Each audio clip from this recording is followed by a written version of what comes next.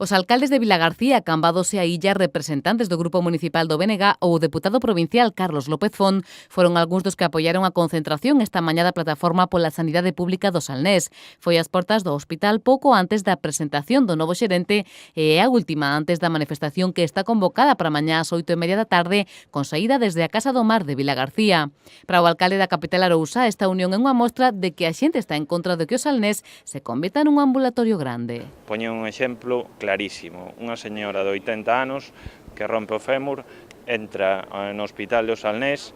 dicen que non a poden operar porque dos 5 quirófanos solamente está aberto un, derivada a un hospital privado, Domínguez, co consiguiente gasto para a nosa sanidade pública, e a unha señora de 80 anos dinlle na privada que non a poden operar, entra o luns e non a operan hasta o venres pola saturación da cantidade de xente que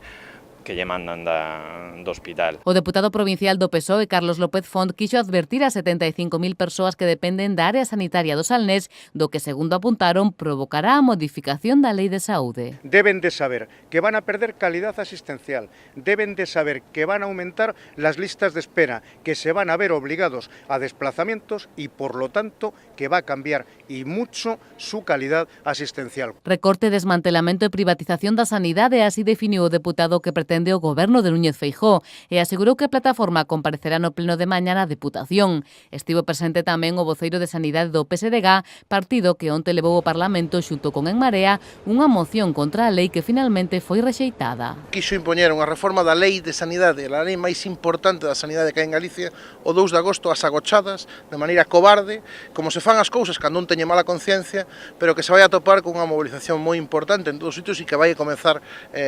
aquí en Vilagarcía mañá. Tanto os representantes políticos como desta plataforma animaron a todo o mundo a asistir mañá a partir das 8:30 da tarde na Avenida da Mariña de Vilagarcía, fronte á Casa do Mar, á manifestación en defensa da sanidade pública.